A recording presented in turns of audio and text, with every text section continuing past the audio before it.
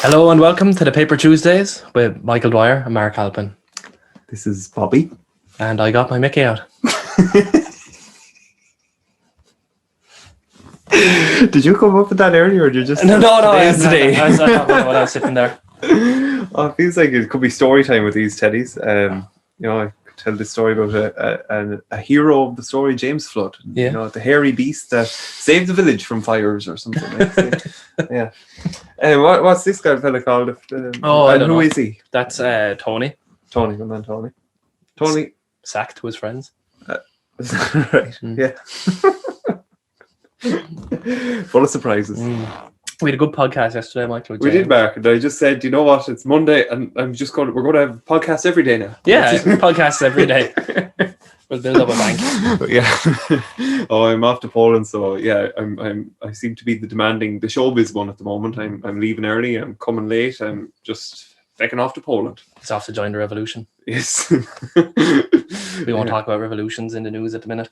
Yes, indeed. It's all a bit serious. Michael, I have a question for you to begin. Oh, brilliant. What's the laziest thing you've ever done? Oh, great question. Lions. I can be deadly bad for the lion every now and again. Laziest thing I've ever done. Jenny. It's not really coming to me. No, it's hard to think of a thing, isn't it? I suppose mine would be like calling Shane or texting Shane when he's downstairs from up here. Yeah. Come up here. Right. Something like that. That'd be my laziest thing. But do you want to hear the laziest thing that I found someone has done on the internet? Do tell. Okay, so I found this Reddit post. So this post was called "What's the laziest thing I've ever done?" And this is one of the comments I found on it. So this is from Tupper Wolf. Right. His comment says, "Late to the party, but this one is too good to pass up. I was once on a US military ship having breakfast in the wardroom, which is the officers' lounge.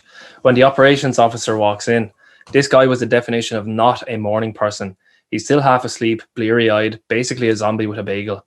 He sits down across from me to eat his bagel and is just barely conscious. My back is to the outboard side of the ship, and the morning sun is blazing in through one of the portholes, putting a big bright-ass circle of light right on his barely conscious face. He's squinting and chewing and basically just remembering how to be alive for today. It's painful to watch." But then the zombie operations officer stops chewing, slowly picks up his phone and dials in the bridge. In his well-known "I'm still totally asleep" voice, he says, "Hey, it's the OPS. Could you shift our bar pat? Yeah, 165, thanks." And then puts the phone down, and then he just sits there squinting, waiting. And then, ever so slowly, I realize that the big blazing spot of sun has begun to slide off the zombie's face and onto the wall behind him. After a moment, it clears his face and he blinks slowly a few times, and the brilliant beauty of what I've just witnessed begins to overwhelm me. By ordering the bridge to adjust the ship's back and forth patrol by about 15 degrees, he's changed our course just enough to reposition the sun off his face. Wow. He's literally just redirected thousands of tons of steel and hundreds of people so that he could get the sun out of his eyes for while he eats his bagel. I am in awe. He slowly picks up his bagel for a moment. I'm terrified at the thought that his own genius may escape him, that he may never appreciate the epic brilliance of his laziness, since he's not going to wake up for another hour. But between his next bites, he pauses, looks at me, and gives me the faintest, sly grin before returning to gnaw slowly on his zombie bagel. That's epic. That is epic. Fantastic. You can't help but be in awe of that, though. That is such an abuse of power. That's fantastic. Yeah. Wow. Speaking of abuses of power, actually, Mark, Sky News covers the story of Colonel Alexei Savinov. Shout out to him in Russia. He accepted millions of rubles in bribes from cargo transporters, Mark, and eventually the Russian equivalent of the FBI tracked him down. And well, he didn't do it quietly, really. He had a mansion which included many lavish rooms, including a billiards hall and even a golden toilet. A golden toilet. This is a policeman with a golden toilet. Imagine a guard. I can think of many local ones. Imagine a local guard with a golden toilet. A golden toilet. Fucking hell. That really is just like saying fuck you. Isn't it? Like, why would you need a golden toilet other than that reason? Even though it was millions of rubles, I can't it was millions anyway, but the equivalent is actually only a mere £190,000. Ah, so I imagine he got a mansion out of that, and I bet that was sliced good few ways. Well, you think that's... It reminded me, actually, Mark, of that comedic sketch that you sent me many months ago of your man who was a US student and he ended up kind of getting in with the Russians. Oh, yeah, Bert Kreischer. Yeah. Brilliant piece. Yeah, video. it's fantastic. I'd recommend anyone looks that up now if you're listening to this. Is just look up Bert Kreischer, the machine. Yeah. And he tells this story on stage about how he was basically just on a school trip learning Russian in college, and he ended up joining the Russian mafia while he was over there on his trip. Yeah. And they end up like, I won't spoil the story, but it's very good. Yeah, but you need to get it. You just have to watch it, because at the end you get a real snapshot of Russian culture. You know, that incident where his college class is, engaging with the Russian policeman at the train station after an incident. So it's a very, very interesting. But yeah, I was surprised to see that the Russians clamped down on stuff. I thought that this is kind of a given. Like, I thought that you can, but golden toilets, they're red flags. Yeah, that is a red flag. Don't be doing that. And then you can't even show that off on Instagram. You're golden. No. Yeah, but you just think you have the world figured out. You think the only route to police is, you go to college and then you work your way up the ranks. But no, maybe there are other ways to get to the golden toilet stage. Yeah, more than one way to skin a cat. Yeah. It brings new meaning to the word sitting on the throne. It does. Mark, have you another scenario to put to me? I do. So I have a story, right? Because I've been going on this sort of steak binge lately. Yeah. My no carb diet. I have a story about a steak. Oh. Okay. So this is another Reddit comment, post. Sorry. So last night, my wife's boss rang from her brand new job and invited us over for dinner. On the drive over, my wife reiterated many times to me just how important it was to make a good impression. I scoffed and arrogantly informed my wife that I always make good impressions. My wife's boss is a single lady in her 50s, so it was just the three of us. We chit-chatted over drinks and salads and seemed to be really hitting it off. She laughed at my well-timed, perfectly appropriate jokes, and my wife seemed pleased.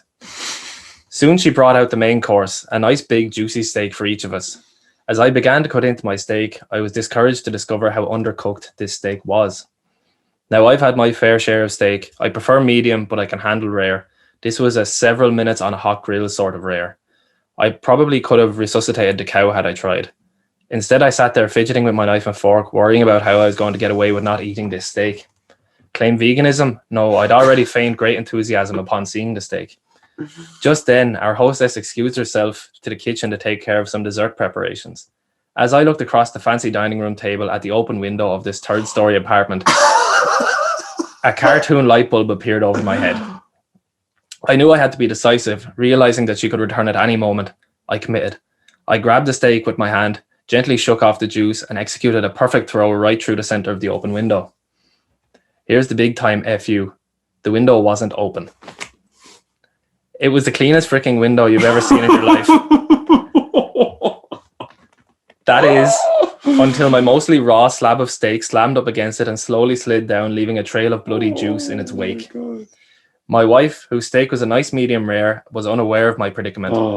Turned, jaw dropped, and stared at me like I was an alien from another planet. This look then slowly morphed into more of a "there is no place on this planet you can ever hide from me again" expression of demonic anger. My wife's boss heard the thud of the steak on the window impact and came quickly. She took in the scene, the steak still sitting on the windowsill, the blood trail, my empty plate, and then gave me an inquisitive, puzzled look. I didn't know what to say. It felt like a minute of silence, but was probably 3 or 4 seconds. Finally, the best I could manage was, I'm so sorry. I'm such a klutz. I don't know. I was just cutting it and it slipped. Just ask my wife. I really am a klutz. Right, honey? No help coming from that direction. I'll clean this up. I can't believe this. I'm so sorry, etc., etc. Both women continued to stare at me like I had escaped from the loony bin as I smeared blood around the window with my cloth napkin, dusted off the steak, and continued to mutter my incoherent explanation. I knew no one was buying this story. I knew what I had to do. I sheepishly returned to my seat and proceeded to eat every bite of that disgusting, cold, chewy, bloody, raw steak. I remained pretty quiet for the rest of the evening. My wife's only 2 words to me since the incident are, "I'm fine." Wow. It gets better. So I then found a post after that from the wife who told the story from her perspective. This actually took place a couple of years ago. I had just gotten a brand new job that I was really excited about. So I was delighted when my boss, who I'd been trying to establish a rapport with, invited me and my husband over to her home for dinner. Well, mostly delighted. My husband is, well, he's the sweetest, but he has a history of doing really dumb shit. Because of this, I was worried about him coming along. By the time the day the dinner arrived, I had become so anxious about it that I actually floated the idea by my boss that I wasn't sure if he could be able to make it. He was clearly taken aback. Sorry, she was clearly taken aback and responded, "Oh no, I really hope he can. I have a dinner for 3 all ready to go." Upon seeing her dismay, I assured her that I was sure he would find a way to be there. Well, we made it over to her apartment on time, and things actually started out really, really well. It was actually just the 3 of us, which surprised me somewhat, but made me a little less concerned about my husband, as crowds really tend to bring out his unpredictability. I had just started to finally relax and was a couple of bites into a deliciously cooked steak when things took a horrible, horrible turn. My boss had just stepped into the kitchen to check on dessert when I noticed something odd out of the corner of my eye. It was one of those things where you know something strange is happening in your peripheral, but you're not sure what. You just have to look over and focus your gaze to really comprehend it. I look over at my husband and see him holding his steak in his hand, hovering it just an inch or two above his plate. Before I had the chance to fully comprehend what I was seeing and verbalize something that might have saved us all from the coming horror, he threw his steak, baseball style, across the room, straight into the dining room window. It hit the window, making a loud noise, and slowly slid down. Now, my husband does dumb shit. I already told you that, but he's not a crazy person. Usually when he does dumb shit, I at least understand what he's thinking. There's usually some semblance or rhyme or reason to the dumb shit. In this case, I was just dumbfounded. I couldn't believe my eyes. I couldn't wrap my head around what was going on. I stared at him with what must have been the most confused look and watched as he stared back at me, an expression of utter horror painted across his face.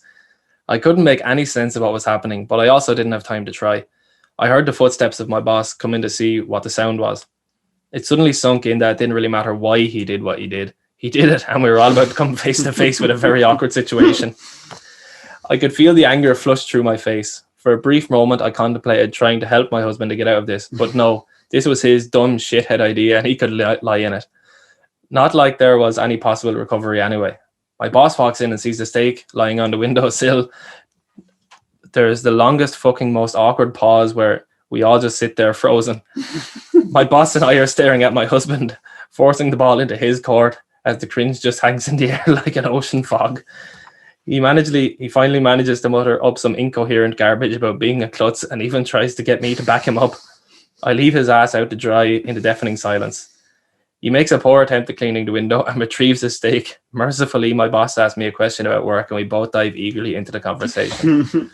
We all resume the rest of the evening pretending that he isn't there, a sort of unspoken agreement by all that is the only way to move forward.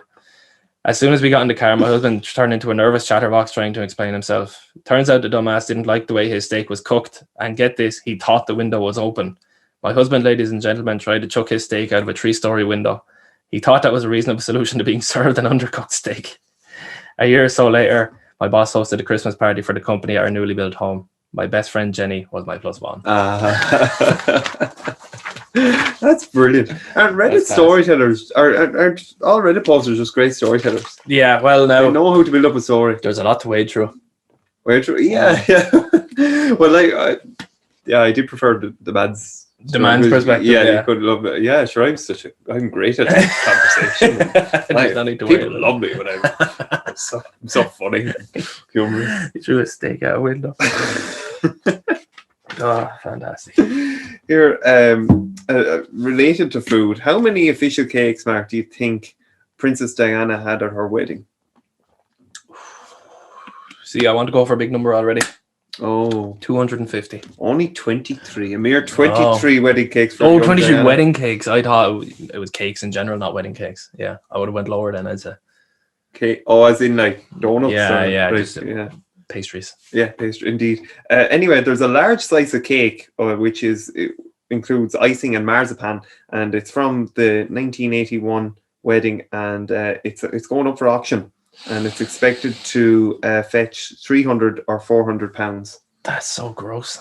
That's definitely gone off, is it? It is, yeah. Oh. They say don't eat it, but you can have it, and it still looks pretty. Oh, does it? It's not green and all. No. It's not molded. Frozen. Yeah, it could be frozen, like Walt Disney. But like a lot of work, an auction house bought it in 8 years ago or so, and now they're. Yeah. Would you eat a marzipan Walt Disney? Yeah, I would. Yeah, you would. Last week I was willing to kill a man, and now I'm eating a marzipan. Mickey. Speaking of Mickeys, Indeed. I have another post from the internet. Yes. Okay, so this is we're on the subject of dirty talk now, Michael. Oh, so right. Young ears, cover them up, turn the volume down, turn it up. I don't care. Right. So, not me, but an old friend of mine. Really quiet, soft-spoken, polite guy. A total gentleman, and a graduate student in the liberal arts. Also pretty inexperienced, tentative, and vanilla sexually. He's dating this really cool girl for maybe 2 months. She is much kinkier in bed. She floats the idea of dirty talk, and apparently she likes to be objectified from time to time. He's hesitant, but wants to please her and doesn't dismiss the idea outright. Changes the subject and figures that they'll revisit the idea another time. Anyway, they have sex a few days later for the first time since the conversation. Really going at it doggy style, and she tells him to talk dirty to her. He says that he can't think of anything to say, so he says nothing. And then she repeats the request, but the second time she is not fucking requesting, but demanding it. He comes up with, yeah, you like that? You fucking retard.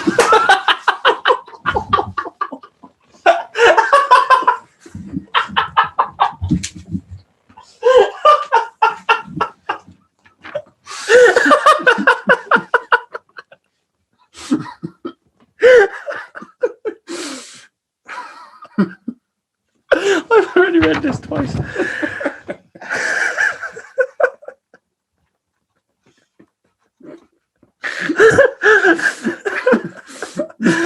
Oh, he's never struck me as the one for embellishment, so I believe him. He said that was it for sex that night, although they are still together 2 years now on. He said. So your man told this fella a story. It's a friend of him. Sorry. Right. Yeah. So apparently he does believe him, and that they are and they're still together. That couple are still together 2 years true on. Love. True. That's incredible. I think I loved your reaction more than the story itself. Again, hats off to Reddit there. Yeah. Mark, doctors in Portugal, fair play to them. They figured out why a woman was lactating from her armpit 2 days after birth. Right. Of course, Mark, it's polymastia. It develops along the former embryonic mammary ridge. Now, when I read that, I thought it was the mammy ridge. And I think that's a better name for it. But sometimes it can result, Mark, in supernumerary nipples. Oh. Yeah. So this woman, anyway, milk coming out of the armpit. And so the Sky News article goes on to go back into the history of this sort of occurrence. And back in 1999, a great year for the armpit milk, an 18-year-old mother could pump milk from the breast tissue in her armpit to relieve the pain. And I tried to figure out what the pain was, but I don't know. But it was more to marvel anyway that she could do it. What would you do if you were able to do such a thing? I'd say you go to a coffee stall and you'd say, "Now, what do you what do you want in that?" Sorry, I have bring my own milk. I wonder, was it a nipple? Did she have a nipple, or was it just a There were photos on the article, so I'm sure our producer extraordinaire Robbie will now send us the photo. But basically, it's just like a little bit of tissue there, and out comes the juice. Yeah. I don't know how I feel about that. Yeah, no, it wasn't a nipple. It was like as if there was just tissue. And it leaked. Yeah. I wonder, could the baby feed off that? Yeah. It looks strange. Strange. It was the smell. The smell. I wonder, does breast milk smell? That's one for Reddit, I would say. If you have a sample of breast milk, send it in. Paper Tuesdays. DM us on Instagram. Yeah. Mark, have you heard about it? No, you haven't, but I sent it to you for reference on Instagram there. There's there's an Instagram page called The Crazy Karens, and I'd say a lot of people will follow them now as a result of it, at Crazy Karens. And anyway, they really did find a Karen. There's this woman, and she's an author of the book Autism Reimagined. And she went to her local grocery store and made a TikTok style video on the Instagram of her licking grocery store items, not wearing a mask, because of course licking grocery items, it fortifies the immune system. So trolley door, handles of fridges, going up and licking them, giving a good lick now. And bags, you know, the bags for fruit and veg, just lick, because of course germs fortify your immune system. And it really, the video, because she's beaming with a smile for this video, so it's a real up yours to the whole COVID joke.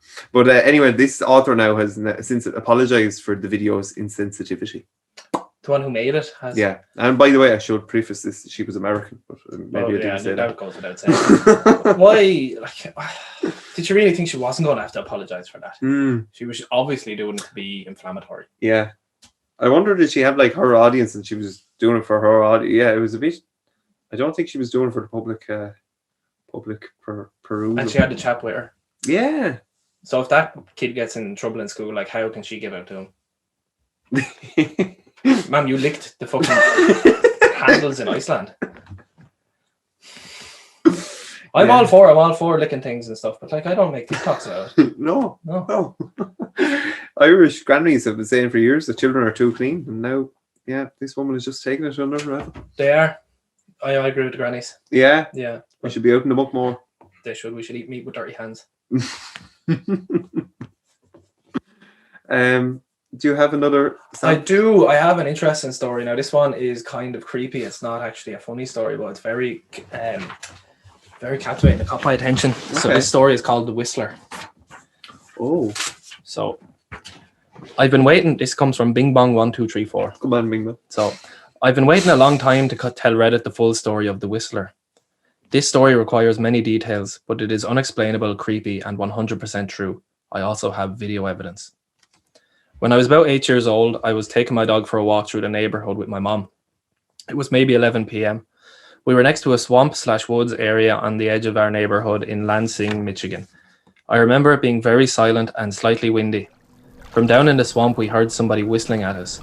It sounded like some sort of bird, but each whistle was different enough where the lack of consistency made it human-like. The whistle sounded higher, then lower. I can't really describe it. My mom had a concerned, slightly terrified look on her face and grabbed my hand and said that we should go inside quickly. I didn't understand because I was too young, but seeing my mom freak out like that made me freak out too. After a while though, I kind of forgot about it. 2 years later, I was taking my dog out again, late at night.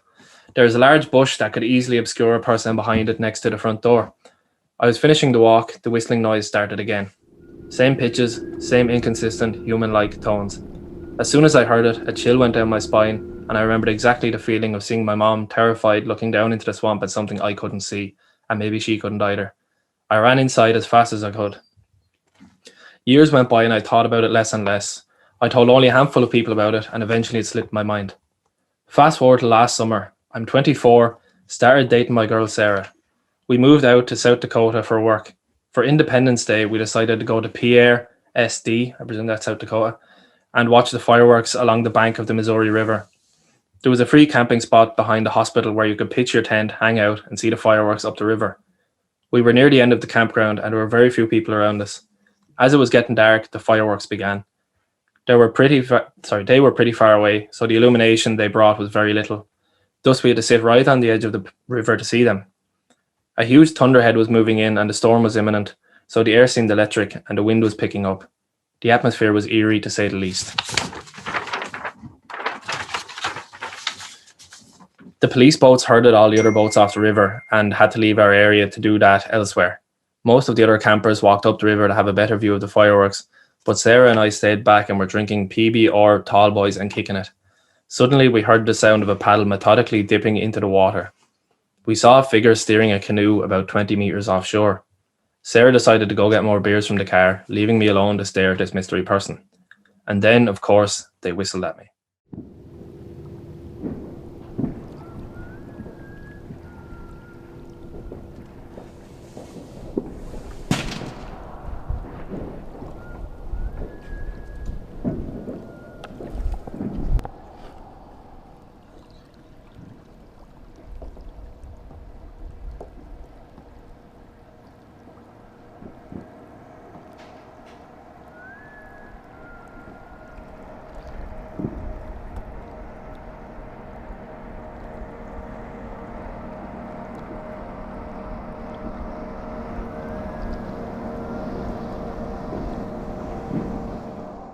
My entire body was frozen and covered in goosebumps.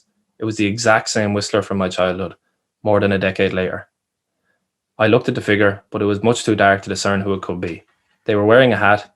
When they were perpendicular to the shore from me, they stopped paddling, turned the canoe to face directly at me, and whistled right at me. I was so frightened I stood up and shouted at them, "Who are you?" They didn't say anything, just whistled a couple more times, turned the canoe 180 degrees, and paddled out of sight. I'm a videographer, so I already had my camera by my side and was taking a video of the fireworks. The canoe was almost out of sight. I grabbed my camera and got a shot of them whistling as they went away. When Sarah came back from getting beers, she was very confused as to why I was so freaked out. When I explained, she freaked out a bit too. I was convinced we would both be murdered that night. How did this whistling person follow me after 14 years all the way to South Dakota? Was it a coincidence? Why was it the same whistling noise? Who was that person and where did they go? So many questions still unanswered. To this day, I'm more afraid of being outside in the dark where I might hear that whistling again. I'm open to any explanations. If there's any interest, I will find a plug and edit the video of the fireworks and the whistling noise and the canoe disappearing. I'm in Uganda currently and the internet is spotty where I am, so I'll do my best. And we have the whistling video. I've sent it on to Robbie, so hopefully he'll be able to play it in this. I just saw a few seconds of it earlier, and it is an eerie setting in that, you know, it's dusk and it's beautiful. You can hear the water lapping all right, but you hear that whistle and it is a distinct one. It's not like it's definitely a human whistle anyway. Yeah. You were taken by it as well. Very, yeah? very, very interesting, very unsettling. Mm. I wonder what it is. It's so strange, isn't it? Yeah. There's 3 times he's heard that whistle and now he's hearing it 14 years later on, like way far away from his home place. Yeah. Yeah. Spooky. You'd love to know if anything has come since, like, that video has something like 600,000 views on YouTube. So I wonder, like, has anything come from?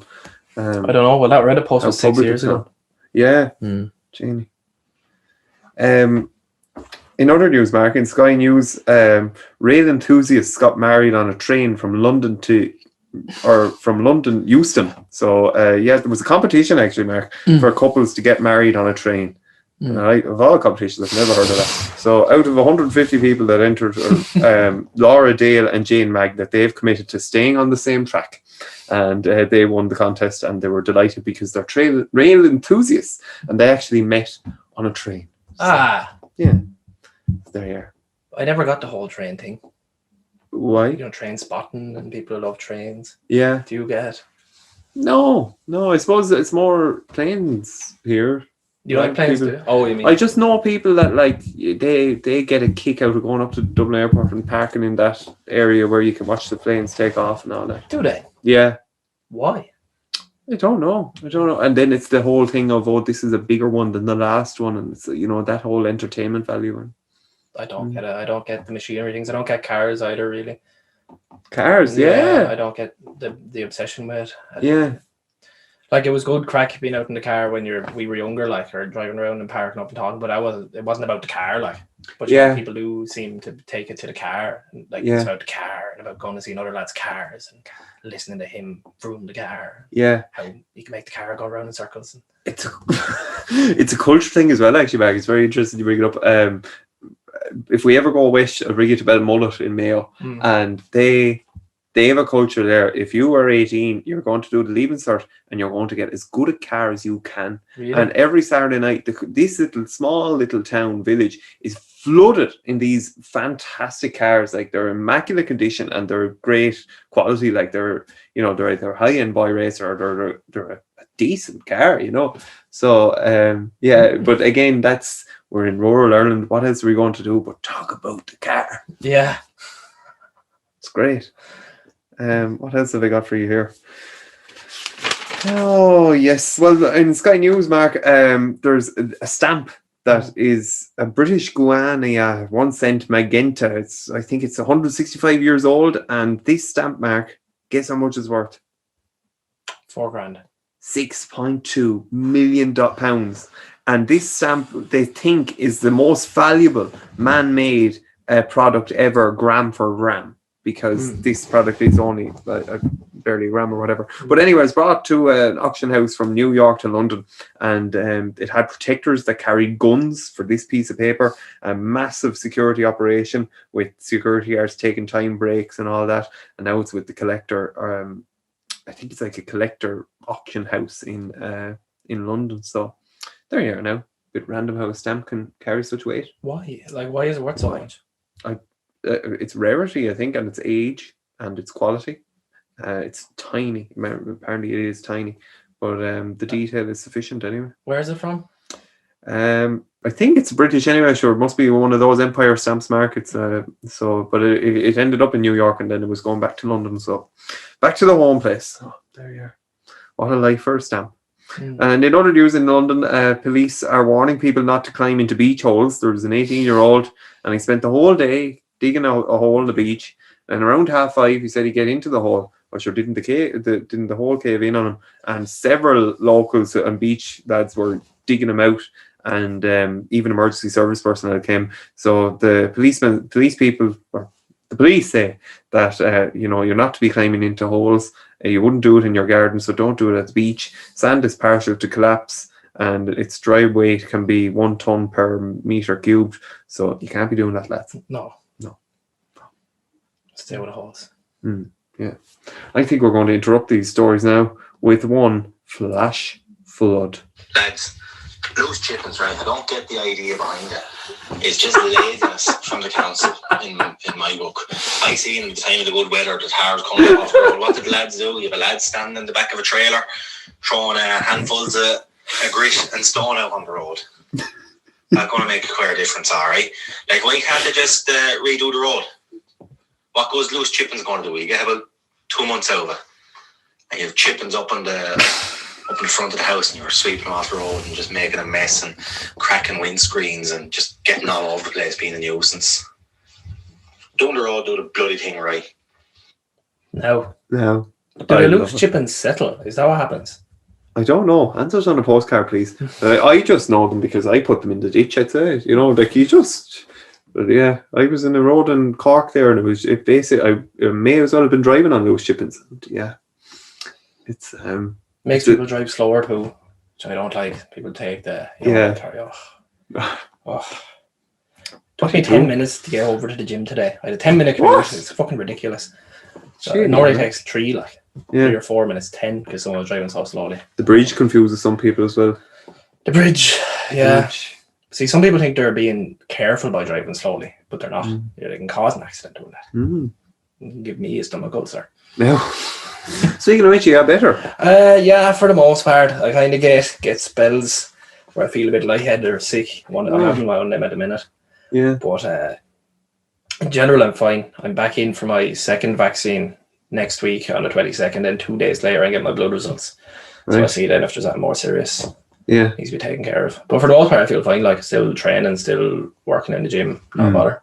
Yeah. Fair play to you. And like a trooper. Very brave. Very brave. Big boy. Big boy, Mark.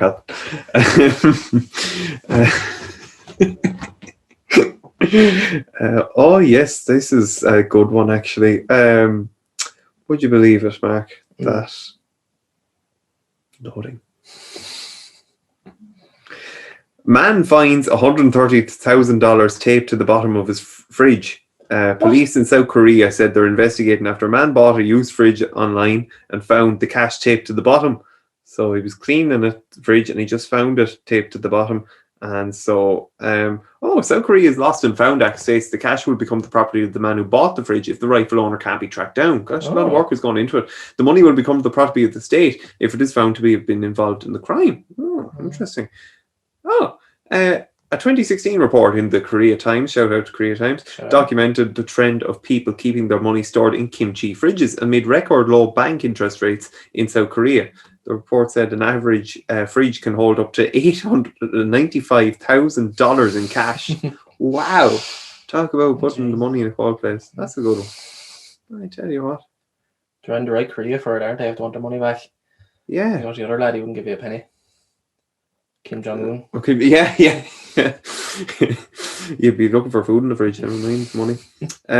Keeping it local now, the director of Photo Wildlife Park in Cork has said that they are hopeful one of their great white pelicans will return from his staycation in County Wicklow. So yeah, Wow. this great white pelican looks absolutely marvellous when he's spotted there on the Avoca River. This is not the first time he jetted off to the southeast. In 2018, he went to Wexford. Shout out Wexford.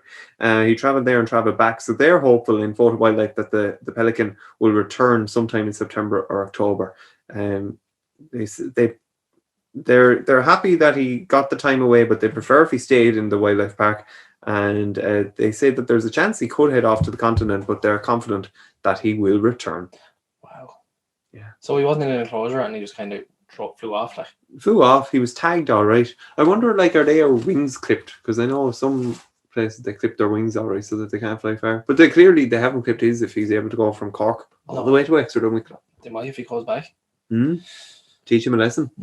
I used to tell people that this ear that I got bit off by a pelican. I Oh, was missing a piece of my right ear. And it was one of these things. I was a joke first, and then I think you did it for 2 truths and a lie once. Did you? I think I did. Yeah. Because it's one of these things where I said it as a joke once, and then I said it as a joke twice, and then I kept saying it, and then it became this thing where I wasn't sure if it actually happened or not. So then I had to verify with my mom that it didn't actually happen. Right. Because when we were younger, she told me a story. We were down at some wildlife park, and it was a pelican wanted to take me off her. She was carrying me, and the pelican wanted a go with me, like. So that's how I came up with the story for that. But I'm actually just inbred. Oh my.